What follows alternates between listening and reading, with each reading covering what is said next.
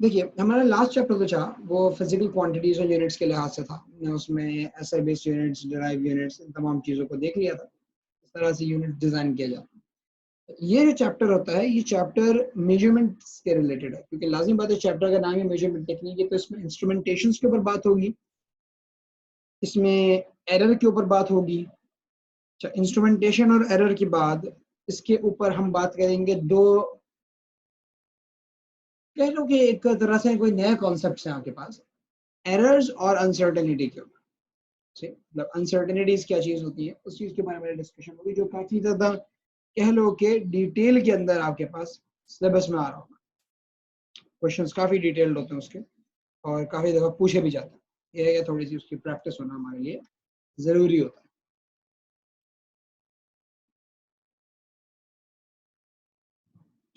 अब अगर हम शुरू करें तो सबसे पहले हमारा स्टार्टअप होगा यहाँ पे इंस्ट्रूमेंट्स के थ्रू, जो हमारे फिजिकल क्वांटिटीज हैं उनके लिए इंस्ट्रूमेंट्स कौन कौन से हमारे लिए ज्यादा अच्छे हैं। ठीक है, फिर उन इंस्ट्रूमेंट्स के ऊपर कुछ एक दो के अंदर हम थोड़े डिटेल में बात करेंगे, जैसे कि सीआरओ के ऊपर हमारी डिटेल चलेगी, फिर हम आगे की तरफ चलेंगे। तो सबसे पहले हम शुरू करते हैं लेंथ की मेजरमेंट से। कौन से इंस्ट्रूमेंट्स आप यूज करते हैं, किस चीज के लिए यूज करते हैं। देखिए अगर लेंथ के इंस्ट्रूमेंट की बात हो तो लेंथ के इंस्ट्रूमेंट्स में हमारे पास सर फहरिस्त, मैं ऑर्डर में लिख रहा हूँ, ओ लेवल्स के अंदर ही पढ़ाया जाता था। You have the trundle wheel,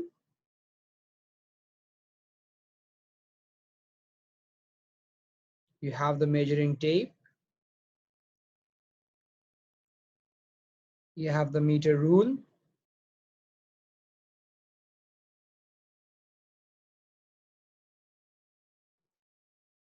you have vernier calipers,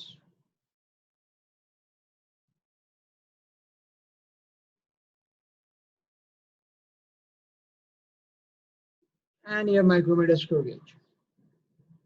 सही, ये आपके पास 5 इंस्ट्रूमेंट्स हैं जिनको आप यूज कर रहे थे, trundle wheel, measuring tape, metre rule, vernier calipers and micrometer screw gauges. ये जो ऑर्डर मैंने लिखा है यहाँ पे, this order is of decreasing range but increasing least count.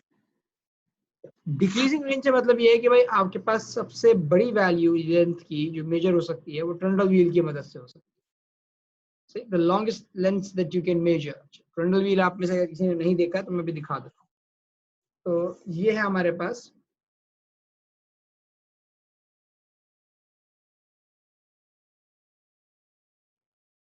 Decreasing range का ऑर्डर कि भाई ट्रनल व्हील में आप सेवरल मीटर से शुरू होते हैं। Measuring tape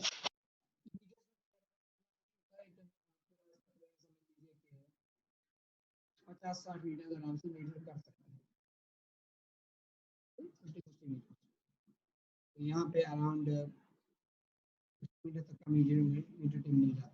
measuring tape, metre rule 1 metre fixed, vernier calipers around 15 centimeters.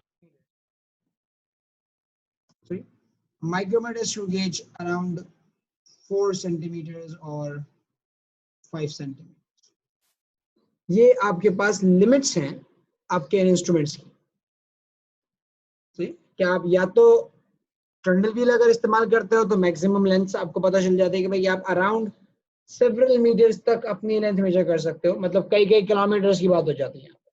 सही, आपने वो बिगिन हाउस वाली एक वीडियो देखी होगी जिसमें बच्चे ने अपना बॉलिंग का रिकॉर्ड बनाया था, बहुत दूर से भागता हुआ आया आया आया, पता नहीं इतना बड़ा रनअप लिया, बॉल करा दी। उसके अंदर पीछे जो बंदा भाग रहा था उसके साथ, उसके हाथ में जो इंस्ट्रूमेंट था वो ट्रनल व्हील होता, वो नोट कर रहा था कि स्टूडेंट ने कितना डिस्टेंस ट्रेवल किया, तो वो चीज कहलाती है आपके पास ट्रनल व्हील। मेजरिंग टेप तो आप सबने देखा होगा, घरों में इंच टेप देखा है, बस समझ लो कि जो इंजीनियर्स यूज करते हैं मेजरिंग टेप, वो ये वाले इंच टेप वाला मतलब इतना सा नहीं होता, वो काफी बड़ा होता है। आपने अक्सर देखा होगा रेड कलर का एक छोटा सा बॉक्स आता है, तो उसके अंदर से एक स्टील का टेप जो है वो निकलता है, रिजिड होता है, थोड़ा सा रिजिड होता है, उसको कहीं भी प्लेस करके लेंथ मेजर कर सकते हैं।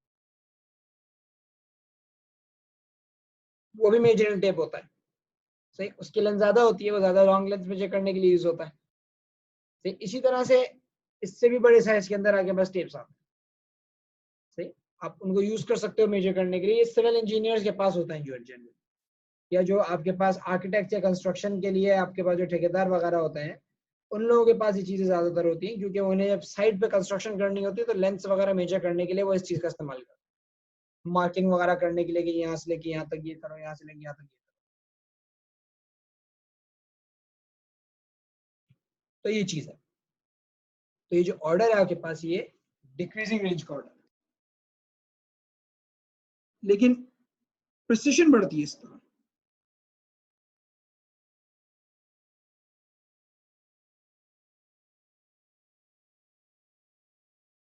इंक्रीजिंग प्रिसिशन,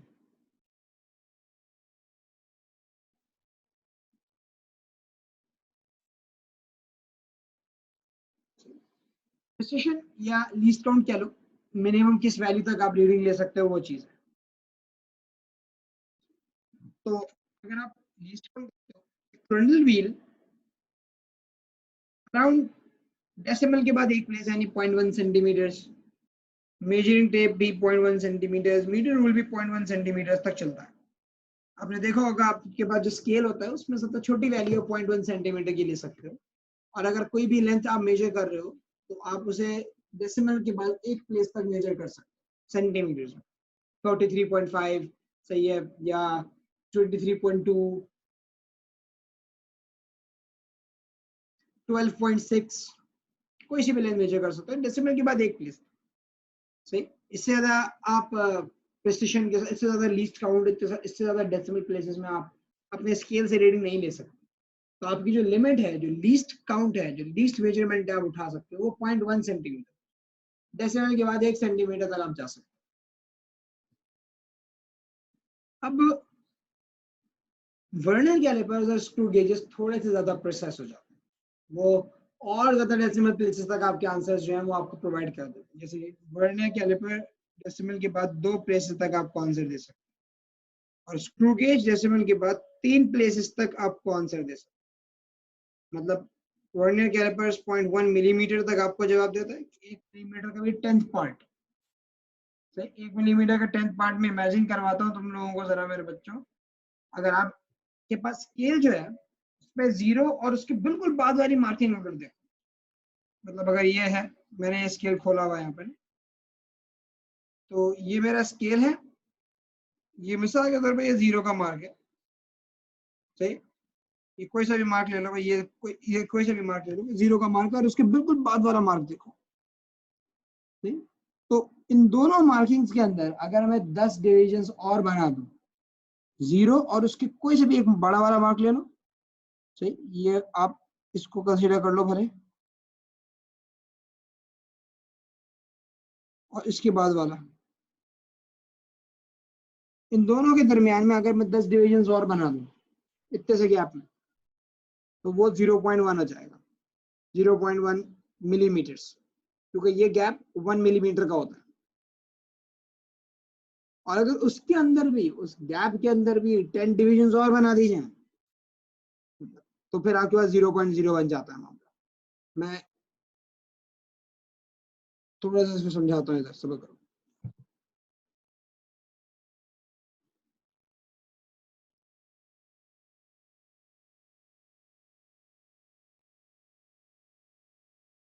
सही, ये आपके पास स्केल का मार्क है, नॉर्मल स्केल 0-1 सेंटीमीटर, तो उसमें सबसे छोटी मार्किंग जो नजर आ रही है आपको, सही, ये 0.1 सेंटीमीटर की। तो अगर मैं इसको इनलार्ज कर दूं,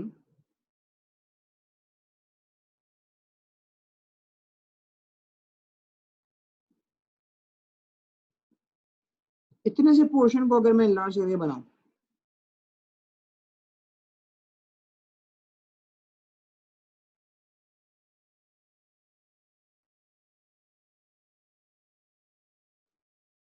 तो भैया 0 का मार्क आ रहा था, और लेट्स से कि ये मार्क था, ये 0.1 सेंटीमीटर वाला, इसके दरमियान में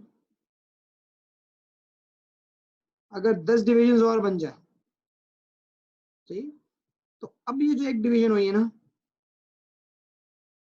ये 0.1 मिलीमीटर की हुई है, या 0.01 सेंटीमीटर बोल दो, कुछ भी बोल दो, एक ही बात है।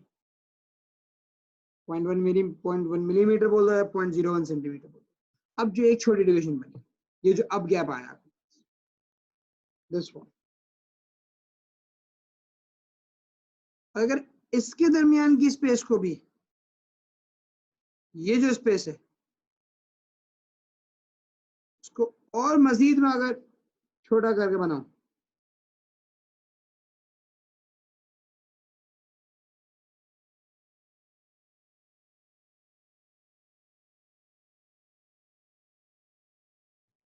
ये गैप भी मैंने और मजीद पोर्शंस में डिवाइड कर दिया।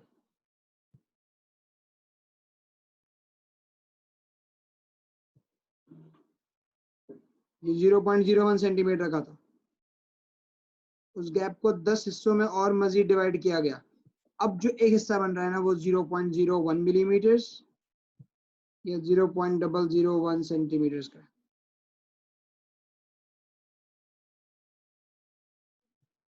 आपका माइक्रोमीटर स्क्रू गेज इतना प्रिसाइज होता है, इतनी छोटी वैल्यू तक आपको करेक्ट आंसर देता है कि वो जो छोटा सा गैप था स्केल के अंदर 0 और उसके बाद वाले मार्क में, उसके 100 हिस्से बना दो, तो 100 पार्ट्स में डिवाइड कर दो उस छोटे से हिस्से को। वैसे उसका दरमियान का गैप समझ में नहीं आता कि कितना सा है, उसको भी आप अगर 100 पार्ट में डिवाइड कर दो तो माइक्रोमीटर स्क्रू गेज वहां तक आपको एक्यूरेटली आंसर देगा कि ये इसकी वैल्यू, इसलिए वो बहुत ज्यादा प्रिसाइज कराता है, बेइंतहा प्रिसाइज होता है।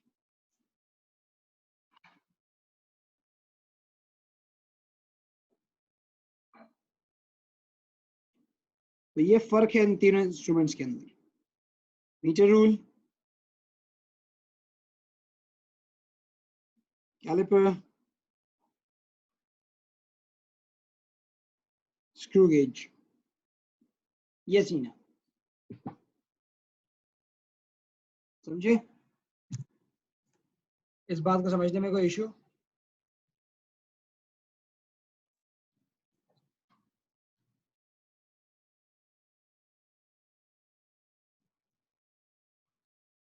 ठीक है, अब लेंथ के बाद मास पे जाते हैं। देखो, जब आप मास की बात करते हो तो मास के मेजरमेंट्स के लिए आपके पास सबसे ज्यादा कॉमन जो है वो इलेक्ट्रॉनिक बैलेंस है।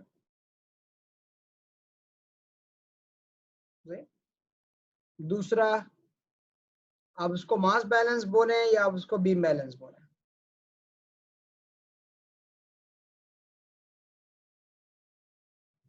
ये आपके पास दूसरा इंस्ट्रूमेंट होता है।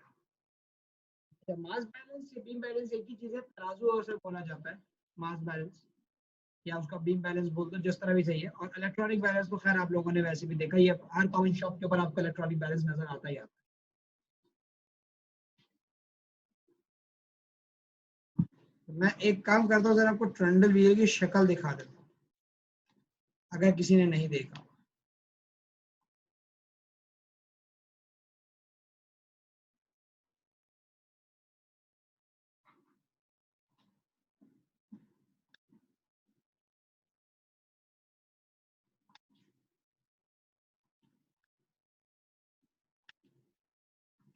ये ट्रेंडल व्हील है, सही। इसका हैंडल होता है, उसके ऊपर मार्क होता है। आप इसको जब रोटेट करेंगे तो नंबर ऑफ रोटेशंस आप इसकी काउंट करते हैं, भाई कितनी मरतबा घुमा एक पॉइंट से दूसरे पॉइंट तक पहुंचते हैं। जितनी टाइम्स वो घूमता है आप उसके सर्कमफेरेंस को उतने टाइम से मल्टीप्लाई करवा दें, आपको टोटल लेंथ पता चल जाती है। ये आपके पास कह लो कि कॉमनली यूज होता है, जैसे यहाँ पे नजर आ रहा है, ग्राउंड पे रखा और मूव करना आपने शुरू कर दिया इसको।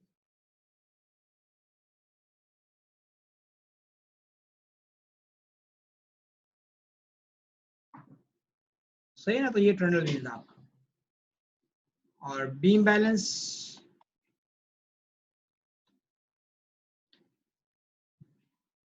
की अगर बात की जाए तो भाई ये तराजू है, उस चीज को आप बीम बैलेंस बोल रहे हो। एक ये नॉर्मल होता है बीम बैलेंसेस, सही। इसको आप वेइंग के लिए कॉमनली यूज करते हैं, और दूसरा जो है वो इस टाइप का बीम बैलेंस भी होता है। ये भी आपका बीम बैलेंस होता है, थोड़ा सोफिस्टिकेटेड है, सही है, ये इस तरह के थोड़े सोफिस्टिकेटेड है, लेकिन कॉमनली जो आपके तराजू होते हैं वो बीम बैलेंस के अलावा।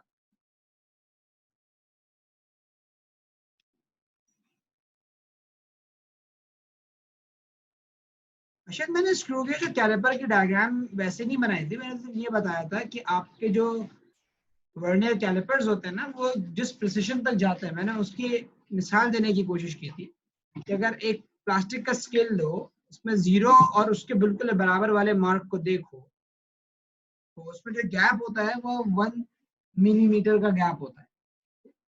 गैप जो होता है वो 1 मिलीमीटर का गैप होता है, बहुत छोटा सा गैप है। तो अगर मैं उसके 10 हिस्से और बना दूं, अगर मैं उसके 10 हिस्से और बना दूं छोटे से गैप में, तो अब जो एक छोटा सा हिस्सा बना उसका, वो आपको वर्नियर कैलिपर के अंदर रीडिंग देने के उसमें आ जाता है। मतलब वर्नियर कैलिपर इतनी छोटी वैल्यू का भी आंसर दे सकता है। और अगर वो जो छोटा सा गैप था जो वर्नियर कैलिपर जिस लेवल तक आंसर दे पा रहा था, उसके भी अगर आप 10 हिस्से और बना दो, तो अब जो गैप आता है वो माइक्रोमीटर स्क्रू गेज का। माइक्रोमीटर स्क्रू गेज वहां तक आपको करेक्ट आंसर देने का काम। तो ये एक डिफरेंस मैं बताना चाह रहा था।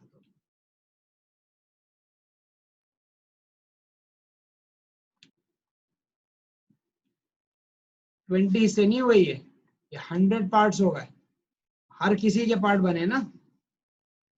दिखाता हूं जरा स्क्रीन दोबारा।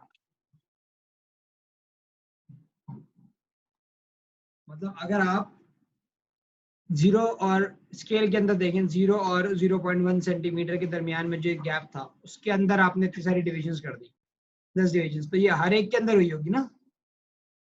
तो 0 से लेके 1 सेंटीमीटर तक का जो जितने भी गैप्स हैं, सब में इस तरह से डिविजन्स की होंगी। मैंने तो सिर्फ एक जगह की डिविजन्स दिखाई है एक्स्ट्रा, और फिर उस एक छोटे से हिस्से के अंदर और 10 डिविजन्स कर दिया आपने, उस एक छोटे से हिस्से के अंदर, पूरे स्केल में नहीं।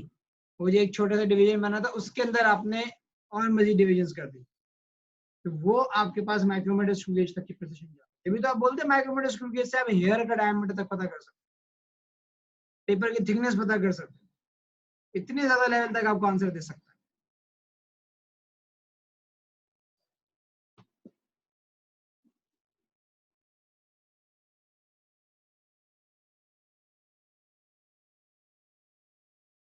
ठीक, तो हमने बैलेंसेस देख लिए, मास बैलेंस देख लिया, इलेक्ट्रॉनिक बैलेंस और बीम बैलेंस भी देख लिया। अच्छा, टाइम के लिए तो आपको पता है स्टॉप वॉच और क्लॉक्स होती हैं। सही है। इसके अलावा पेंडुलम भी यूज होता है, पेंडुलम भी टाइम बताता है, और सीआरओ भी यूज होता है, कैथोड रे ऑसिलोस्कोप। सीआरओ का भी इस्तेमाल करते हैं आप टाइम निकालने के लिए, वेव्स वगैरह का टाइम डिटरमिन करने के लिए सीआरओ ही यूज हो रहा होता है।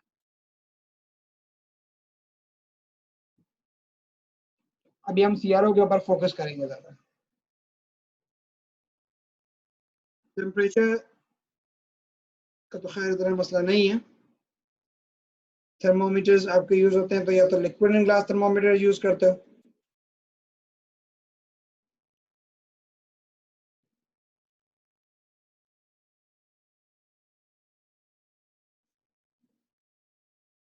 अगर इंडस्ट्री में यूज करना है और हाई टेम्परेचर्स में मतलब फ्लक्चुएशंस वगैरह भी देखनी है तो थर्मोकपल्स यूज होते हैं।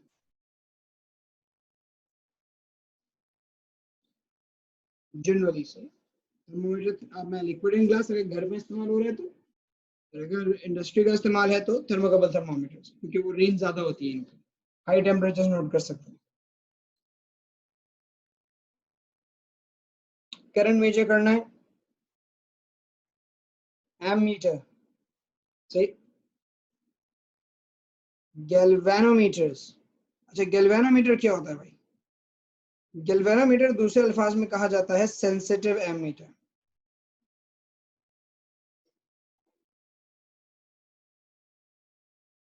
सही, एमीटर्स एम्पीयर में करंट मेजर करके देते हैं, बड़ी वैल्यूज करंट मेजर करके देते हैं। गैल्वेनोमीटर छोटे करंट को मेजर करता है, मिली एम्पीयर तक के करंट को मेजर करता है। जैसे कि आपके मोबाइल फोन्स के अंदर जो बैटरीज वगैरह लगेंगे उनकी वजह से जो करंट बनता है वो बहुत ज्यादा थोड़ी होता, मामूली सा करंट मिली एम्पेयर में चल रहा है। रिमोट कंट्रोल्स हो गए, इस तरह की चीजें हो गई, they have a small amount of current flowing through. हाँ, इलेक्ट्रिक आयरन है, रेफ्रिजरेटर सिस्टम्स हैं, टेलीविजन स्क्रीन हैं, कंप्यूटर की पावर सप्लाई है, उसके अंदर करंट ज्यादा होता है, वो एम्पेयर्स में होता है। तो वहां पे जो आप करंट मेजर करते हो वो आपका एमीटर के थ्रू होता है। तो गैल्वेनोमीटर सेंसिटिव एमीटर है, मिली एम्पेयर के अंदर करंट मेजर करता है, जबकि एम मीटर जो है वो एम्पेयर्स के अंदर हाई वैल्यू ऑफ करंट को मेजर करने के लिए यूज। फिर मल्टीमीटर आ जाता है। मल्टीमीटर एक इंस्ट्रूमेंट है, सब मेजर करता है, करंट ज्यादा हो करंट कम हो, वोल्टेज हो वो भी ज्यादा या कम कुछ भी हो, रेजिस्टेंस हो, डायोड की पोलैरिटी हो, ट्रांजिस्टर्स के जंक्शंस हो, तो ये कुछ भी हो, एक मल्टीमीटर तमाम चीजें मेजर करके दिखा देता है। अभी दिखाता हूँ वो कैसा होता है। और सीआरओ, क्योंकि जहां वेव बन सकती है ऑल्टरनेटिंग करंट्स में, सीआरओ बिल्कुल इस्तेमाल हो सकता है आपको मेजर करने में।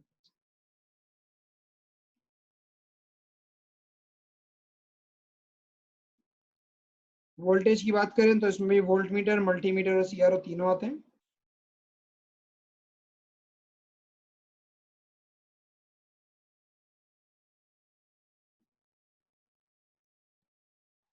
ये तीनों सिग्नल्स आपको यहाँ पे मेजरमेंट्स के लिए इस्तेमाल होते हुए नजर आ रहे होंगे। तो अगर मैं यहाँ पे आपको मल्टीमीटर दिखा दूँ एक मरतबा, पहली मरतबा आप लोग शायद मल्टीमीटर देखोगे, इससे पहले देखा हुआ किसी ने मल्टीमीटर?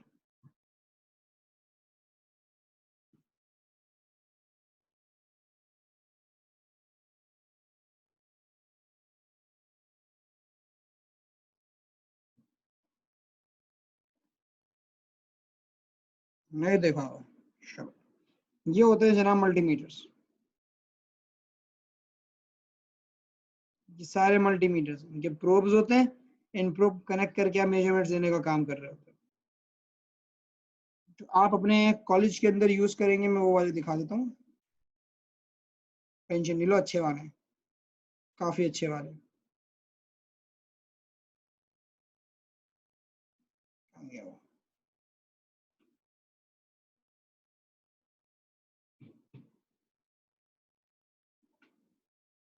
ये वाले,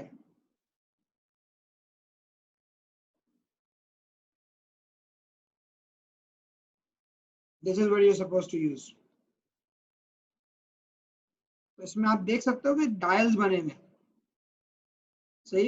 एक साइड पे आपके पास वोल्टेज वी लिखा हुआ है, वोल्टेज की वैल्यूज है, एक में वी के साथ वो बना हुआ है क्या लोग वेव का सिंबल, यानी ऑल्टरनेटिंग वोल्टेज के लिए ये यहाँ पे डाल ले आओ और ऑल्टरनेटिंग वोल्टेज मेजर कर लो, इधर ले आओ तो डायरेक्ट वोल्टेज मेजर करते हो, भले वो 500 वोल्ट तक ही क्यों ना हो या 200 मिली वोल्ट तक ही क्यों ना हो या 2000 मिली वोल्ट तक क्यों ना हो, स्मॉल करंट हो या बहुत स्मॉल वोल्टेज मेजर हो जाएगा। ये जो इसके बाद है ये बजर का सिंबल बना हुआ है, बजर का सिंबल कनेक्शन को शो करता है कि अगर कहीं बारिश शॉर्ट हो रहा होगा तो ये बता देगा, सही है। फिर ये डायरेक्ट सिग्नल, जो सिग्नल पल्सेस है उसके आउटपुट को चेक करता है। फिर एम्पेयर्स आपको यहाँ नजर आ रहे हैं, करंट की वैल्यू को मेजर करने के लिए 2000 माइक्रो एम्पेयर्स तक आप मेजर कर सकते हो यहाँ पे, बहुत स्मॉल करंट। तो ये मल्टीमीटर भी यही है, गैल्वेनोमीटर भी यही है, एमीटर भी यही है, और साथ में ये रेजिस्टेंस भी है, सही। तमाम वैल्यूज ऑफ रेजिस्टेंस आप यहाँ पे मेजर कर सकते हो, जिस वैल्यू की रेजिस्टेंस आप मेजर कर सकते हो,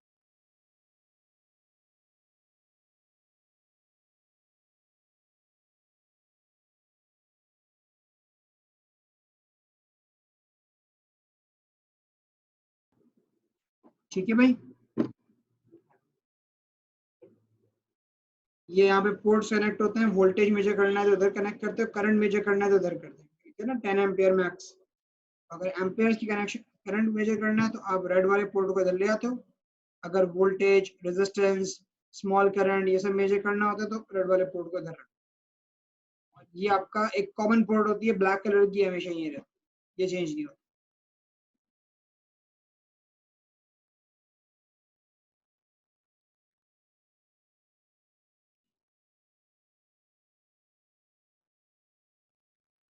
सही।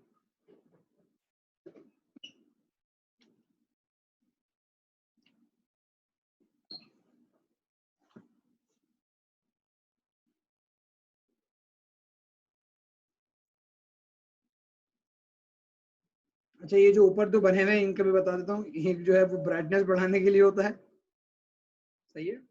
ये वाला जो ब्लू कलर का बटन बना हुआ है स्क्रीन ब्राइटनेस का होता है, और एक होल्ड का होता है। असल में अक्सर रीडिंग बार बार फ्लक्चुएट कर रही होती है, एक वैल्यू दो तीन वैल्यू ऊपर नीचे ऊपर नीचे ऊपर नीचे, आखिरी डिजिट फ्लक्चुएशन मार रहा होता है।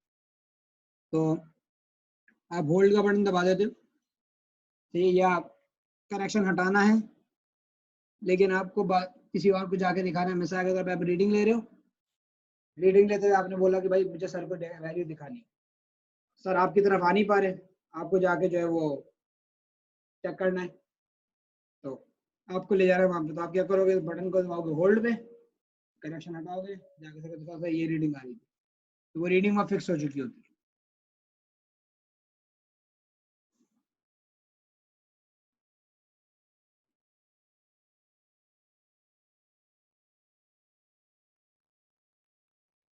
अरे नहीं नहीं, ऐसा नहीं, ये कॉलेज प्रोवाइड करता है बेटा, आपको कुछ नहीं खरीदना पड़ेगा। ये कॉलेज प्रोवाइड करता है, ये कॉलेज की पोजीशन रहती है, ये नहीं है कॉलेज दे देगा घर ले जाओगे।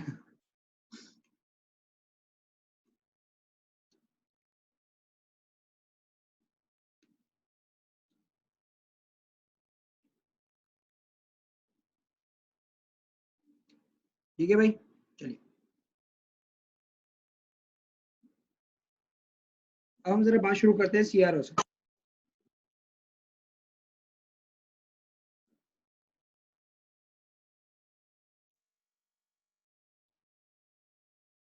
वो लेवल्स में भी पढ़ाया जाता है सीआरओ, एस लेवल में भी पढ़ाया जाएगा सीआरओ, थोड़ा सा मामूली से फर्क होगा, क्वेश्चन थोड़े से इसके डिफिकल्ट हो जाते हैं और ज्यादा कुछ नहीं होता, बेसिक लॉजिक वही है। तो मैं जरा सीआरओ की आपके साथ स्क्रीन शेयर कर देता हूँ, सीआरओ दिखता कैसा है शक्ल में।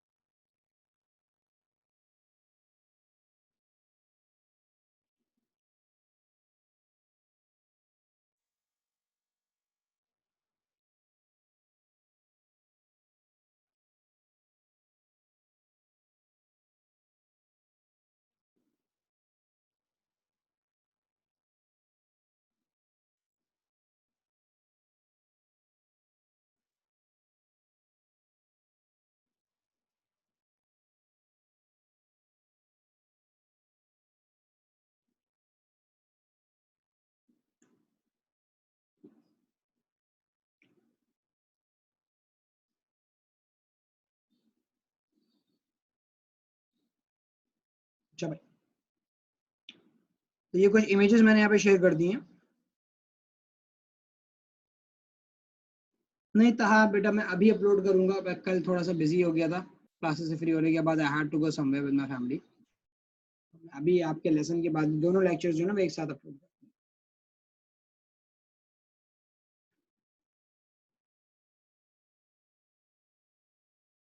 तो this is how an actual CRO looks like.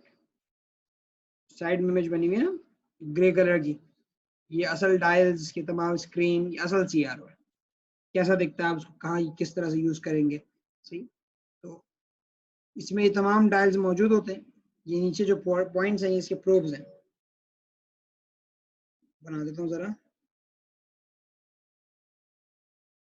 ये सब प्रोब्स हैं, इनमें वायर कनेक्ट होते हैं, सही, वेव्स ऑब्जर्व करने के लिए। और ये डायल्स हैं जिनके आप सेटिंग्स वगैरह के लिए इस्तेमाल कर रहे होते हैं, ठीक है। और ये आपके पास स्क्रीन है, इस पर ऑब्जर्वेशन होती है। अब हम जरा लेबलिंग के हिसाब से तरीके से इस चीज को देख लेते हैं।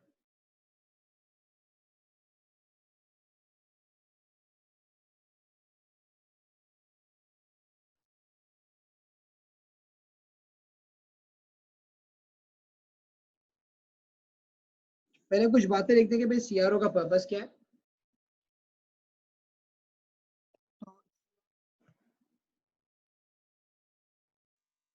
Is used to measure time and voltage या current variations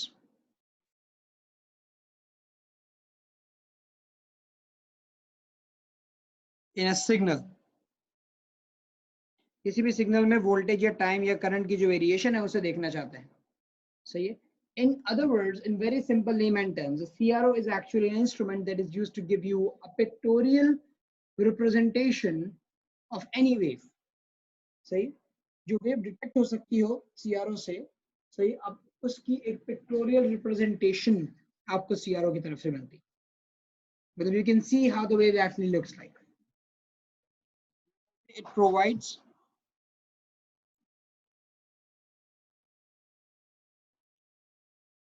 a pictorial representation, या पिक्टोरियल नहीं तो बोल सकते हो ग्राफिकल रिप्रेजेंटेशन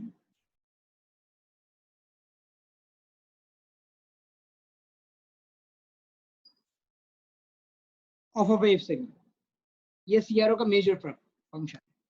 ये बनाया है इसलिए किया था. आपने अगर ईसीजी मशीन्स देखी हैं तो जो ईसीजी निकल के सामने आती है स्क्रीन पे, वो असल में एक सीआरओ ही होता है एक तरह से.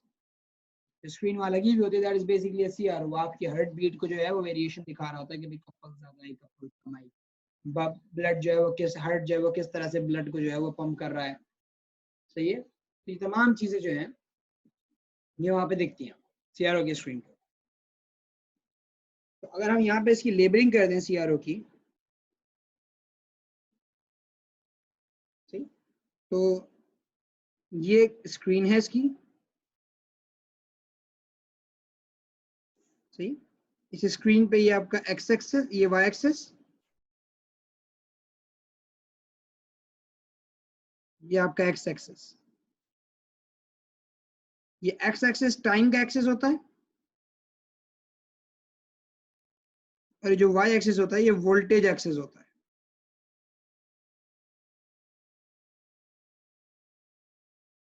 ये आपके पावर का बटन हो गया. लाजमी बात है, तो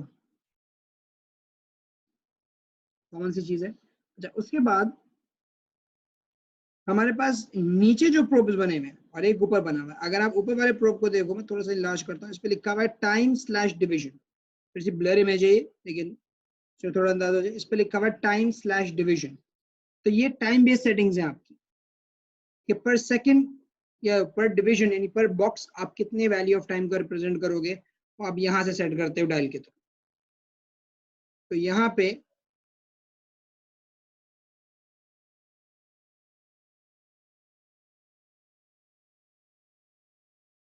ये आपके पास है टाइम बेस्ड सेटिंग्स, जिससे आप एक बॉक्स के ऊपर आने वाली टाइम की वैल्यू को सेट करते हो. एग्जाम्पल अगर आपको दूं मैं, जैसे 4 मिली सेकेंड्स पर डिवीजन, एक बॉक्स जो है वो 4 मिली सेकेंड शो करेगा. तो एक डिवीजन ये एक बड़ा बॉक्स होता है,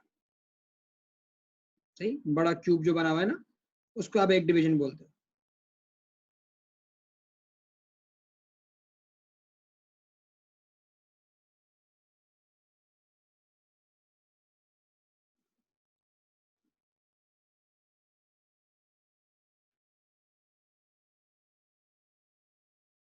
ठीक है, आगे बढ़े हम.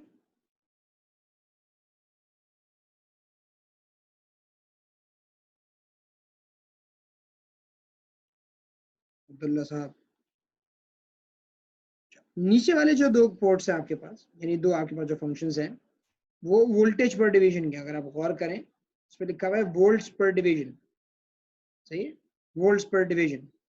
तो ये जो आपके पास कह रहे के वेरिएशंस हैं, ये वोल्टेज के हिसाब से, सही, कि आपके वोल्टेज की वैल्यू कितनी इंक्रीज है, कितनी डिक्रीज हो रही है. और पर डिवीजन आप यानी एक बड़ा बॉक्स जो है कितने वोल्ट से रिप्रेजेंट करेंगे. तो these two are your voltage या Y gain settings. Voltage gain कह लो या वाई गेन सेटिंग्स बोल दो.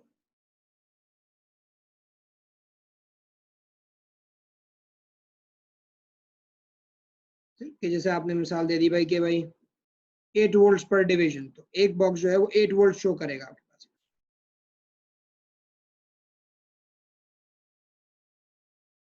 चलो मैं स्क्रॉल अप कर देता हूँ, आराम से देख लो, मसला नहीं, नोट कर लो अगर कुछ नोट करना है।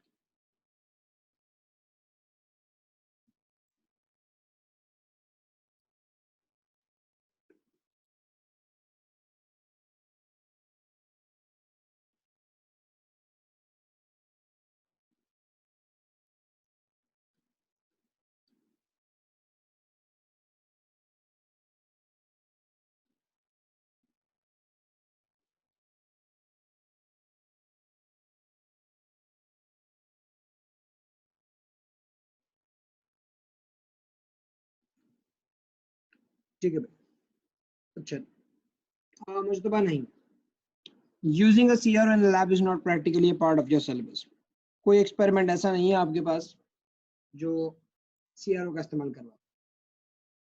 CRO असल में एक कॉम्प्लिकेटेड इंस्ट्रूमेंट होता है, यूजुअली यूनिवर्सिटी लेवल में जाके आप इसकी वर्किंग करते हो, क्योंकि आपके पास ये समझ लो कि इस लेवल के अंदर इतने कोई एडवांस इंस्ट्रूमेंट्स, एडवांस प्रैक्टिकल्स नहीं है इलेक्ट्रिसिटी के भी, जिसमें CRO का इस्तेमाल करना पड़ रहा हो आपको, वे वेरिएशन, क्योंकि आप AC पे काम नहीं करते ना ज़्यादातर, आपका लैब जितना है वो सब DC पे, डायरेक्ट करंट सोर्स पे वर्किंग कर रहे होते हो, बैटरीज पे काम हो रहा होता है, तो वो मल्टीमीटर काफ़ी होता है आपको मेजरमेंट्स देने के लिए, आपको CRO का इस्तेमाल नहीं करना पड़ता। CRO का इस्तेमाल जनरली इंसान तब करता है जब उसके पास वोल्टेज वेरिएशंस हो, ऑल्टरनेटिंग वोल्टेजेस हो, पल्सेस बार बार चेंज हो रही हो, सिग्नल्स में वेरिएशन आ रही है, ठीक, उस वक्त वो फिर चला जाता है उसमें। खासतौर पे अगर आप इंडक्टर्स का इस्तेमाल कर रहे हो, ट्रांजिस्टर्स का इस्तेमाल कर रहे हो, उसमें फिर आप CRO इस्तेमाल करते हो कि भाई फ्लक्चुएशंस आ रही हैं, चेंजेस आ रहे हैं, उस चीज़ को ऑब्जर्व करने। एस लेवल मैथ्स प्रैक्टिकल्स इतने कोई एडवांस नहीं होते कि CRO का इस्तेमाल करना पड़े बच्चों को, इसलिए CRO की प्रैक्टिस जो है, ऑन हैंड प्रैक्टिस, आपके सिलेबस का पार्ट नहीं है। हाँ, स्क्रीन पे ग्राफ बना हुआ होगा, उससे रीडिंग निकालना आपके पार्ट है, और अच्छे तरीके से आपका पार्ट है सिलेबस का।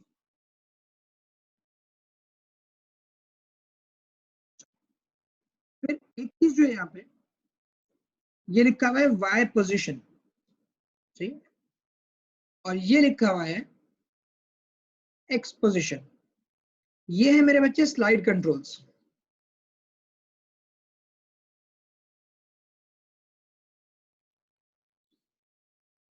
ये स्लाइड कंट्रोल्स, आप ग्राफ को वाई एक्सिस में स्लाइड करवाना चाहो या एक्स एक्सिस में स्लाइड करवाना चाहो, ये उसके लिए यूज होता है।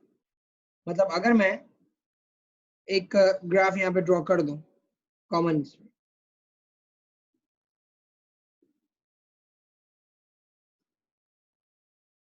और मेरे पास एक वेव बनी है,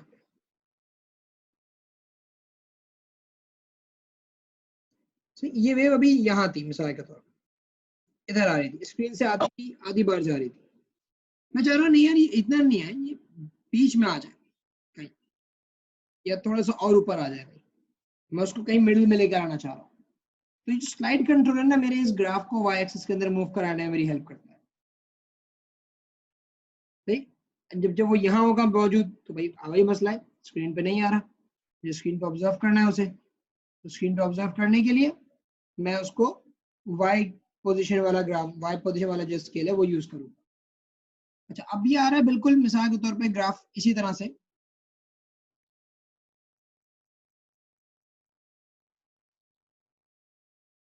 ये हमारे पास ग्राफ है और एक पल्स जनरेट हुई, तो ये पल्स,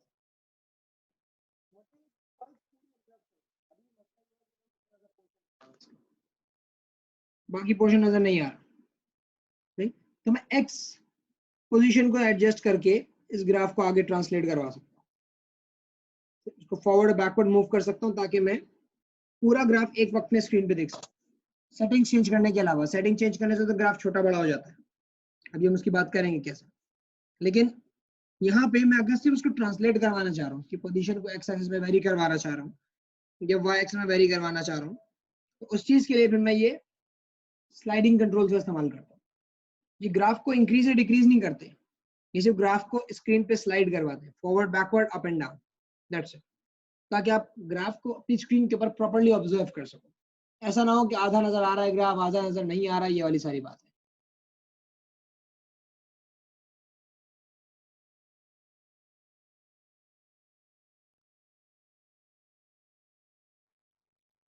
यहाँ तो कोई प्रॉब्लम?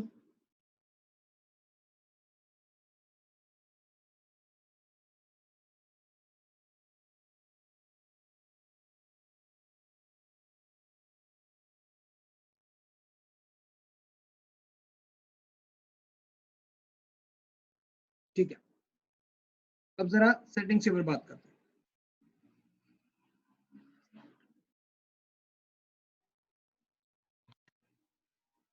अच्छा, तो वाई गेन का पर्पस अलग है और स्लाइडिंग कंट्रोल्स का पर्पस अलग है। वाई गेन जो होता है ना बेटा, वो ये डिसाइड करता है कि आप अपनी वाई एक्सिस के ऊपर एक बॉक्स की क्या वैल्यू डिसाइड करो। जैसे मैथ्स में ग्राफ बनाते हो, उसमें डिसाइड करते हो ना कि भाई मैं एक बॉक्स को फॉर एग्जांपल 10 की वैल्यू दूंगा। डाटा ज्यादा होता तो एक बॉक्स को 20-30 की वैल्यू दे देते हो। पता है क्या, अगर 10 की वैल्यू के हिसाब से ग्राफ बनाया तो ग्राफ से बाहर चला जाएगा, वो पेपर में नहीं आएगा। वाई गेन सेटिंग्स का काम ये होता है, ये डिसाइड करना कि आप पर डिवीजन क्या वैल्यू सेट करोगे। जो स्लाइड कंट्रोल्स है उनका काम होता है उस ग्राफ को सिर्फ ऊपर और नीचे ट्रांसलेट कराना। वो सेटिंग्स में कोई चेंज लेके नहीं आते, सिर्फ ग्राफ की शक्ल को चेंज, वो ग्राफ की पोजीशन को चेंज करता है, शक्ल बोल।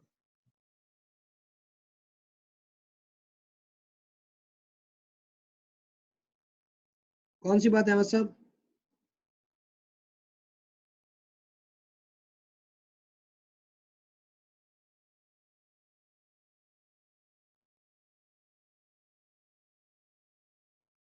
अहमद, जो आपके स्लाइड कंट्रोल्स होते हैं ना बेटा, एक्स एक्सिस और वाई एक्सिस ग्राफ के स्लाइड कंट्रोल सिर्फ और सिर्फ पूरी ग्राफ को हॉरिजॉन्टल या वर्टिकल ट्रांसलेट करवाता है।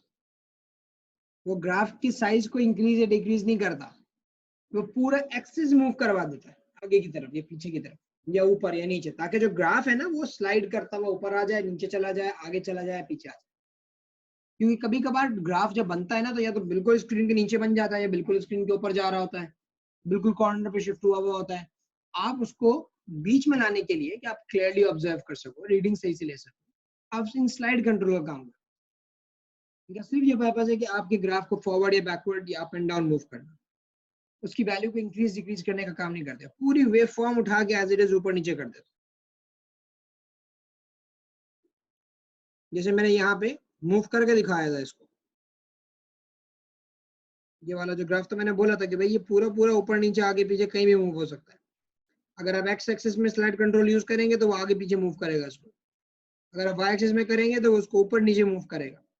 आपको जहां चाहिए आप चाहें, अगर ये ग्राफ इधर बन के सामने आ रहा था, आप उसको स्लाइड वाई गेन का स्लाइड कंट्रोल करके नीचे लेकर आएंगे और एक्स का स्लाइड कंट्रोल यूज करके उसको पीछे लेकर आ जाएंगे, यहाँ लाके रोक देंगे उसको। अब आपका ग्राफ बीच में आ रहा है, ऑब्जर्वेशन कैलकुलेशंस के लिए आसानी है, ये बात है।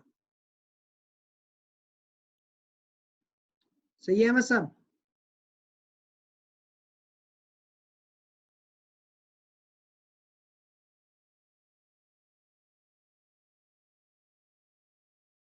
नहीं नहीं, टाइम बेस और साइज चेंज नहीं होगा, वो उस वक्त होगा जब टाइम बेस सेटिंग्स को चेंज करोगे। फिर आज का लेसन मैं यही रोकता हूँ, क्योंकि आगे फिर अभी कंटिन्यू करने का फायदा नहीं है, वो फिर डिटेल जो है वो आधी अधूरी रह जाएगी। सवालात आप लोगों के देख लेते हैं भाई। सो तो मतलब इज इट क्वाइट अनयूजुअल कि सीआरओ पे ग्राफ आगे पीछे कभी भी जा हो जाए? That happens only when we do some settings based mistake. नहीं था, it's not about the mistake basically. असल में हर बंदा अपने ग्राफ को, जैसे मिसाल के तौर पे आप एक्सपेरिमेंट कर रहे थे, आपने अपने हिसाब से सेटिंग्स रखी हुई थी, सही है। आपकी वेव जो है वो मिसाल के तौर पे पल्स ऐसी बनती थी आपकी वेव की, ये ऐसे बनती थी,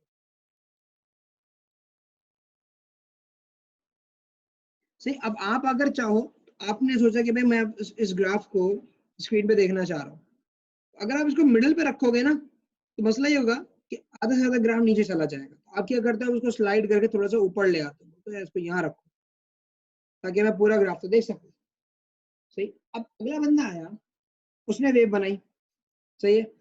वो वेव बनाता है भाई सिंपल ऐसी, सही है, मिसाल वो ऐसी वेव बनाता है, ठीक है। वो आएगा और उसके पास वेव ऐसी आ रही, वो जैसी करेक्शन करेगा, क्योंकि आपने तो ग्राफ ऊपर के साथ सेट किया हुआ था, उसके वेव ऊपर बन गई, तो बोलेगा यार तो आ ही नहीं रहा, तो वो स्लाइड कंट्रोल करके नीचे की तरफ लेकर आएगा। तो स्लाइड कंट्रोल्स आपकी गलती की वजह से नहीं होते, वो असल में हर बंदे की ग्राफ की रिप्रेजेंटेशन अलग होती है, हर एक्सपेरिमेंट के ग्राफ्स अलग अलग बनते हैं, तो वो हर बंदा अपने एक्सपेरिमेंट के लिहाज से सेट कर देता था, तो ये इशू होता था।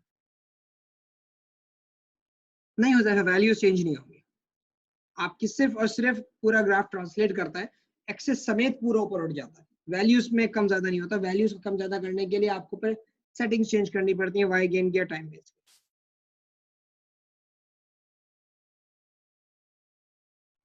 नहीं एशद, वैल्यूज चेंज नहीं होंगी, आप पूरे एक्सेस समेत ग्राफ को नीचे लेकर आते हो। ये ऐसी बात है कि समझ लो कि भाई ये स्क्रीन थी, सही है, आपके पास जब ग्राफ आप नीचे ट्रांसलेट करके लेकर आते हो ना, तो एक्सेस समेत नीचे आता है, मतलब ये पूरी चीज जो है ना, ये पूरी चीज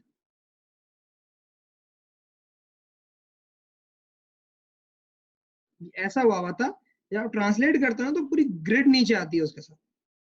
हमें लगता सिर्फ ग्राफ मूव करता है क्योंकि पूरी स्क्रीन हर जगह बॉक्सेस बने हुए होते हैं, लेकिन जब आप ट्रांसलेट करते हो ना तो वो पूरी ग्रिड को नीचे लेकर आता है, वैल्यूज पॉइंट के साथ नीचे आ रही होती है। ऐसा नहीं होता कि ग्राफ नीचे आ जाता है पॉइंट्स वही रहते हैं, नहीं, वैल्यूज पॉइंट के साथ नीचे आती है, वाई एक्सेस पॉइंट के साथ ग्राफ के साथ साथ नीचे मूव करेगा। आपकी वैल्यू ये नहीं होगा कि जो पहले 10 थी अब 5 हो गई, तो ये नहीं करेगा, वो एक्स एक्सेस और वाई एक्सेस को भी आप उसके साथ मूव करवाएगा, वरना तो सही बात है वैल्यूज चेंज हो जाए इस तरह से।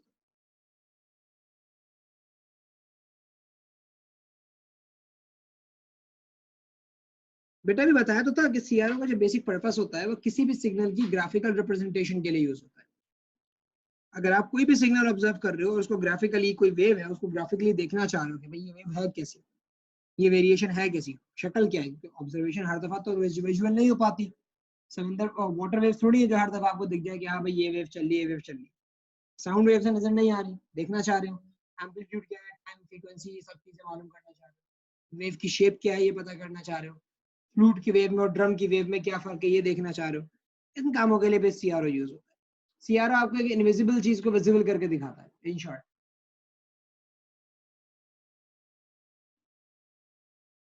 ठीक है भाई, चले मैं अटेंडेंस ले लूँ सर आप लोगों की, उसके बाद फिर ये है कि आप लोग क्लास लीव कर दीजिए।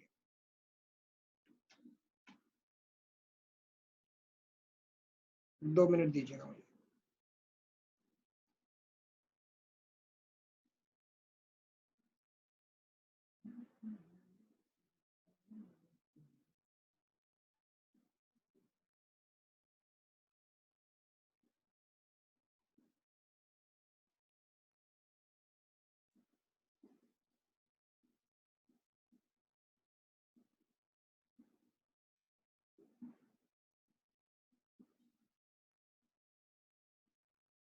ये जो हजरात इस वक्त छोड़ के लीव कर गए, क्योंकि 33 की अटेंडेंस थी, इस वक्त 24 हुई है, अटेंडेंस का मसला बनेगा।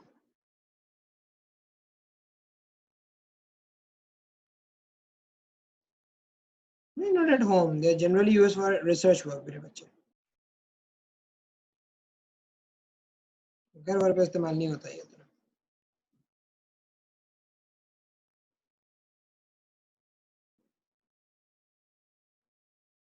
ये रिसर्च वर्क वाली चीज़ें हैं, यूनिवर्सिटीज वगैरह इन सब जगहों पे आप उसको यूज करते हो।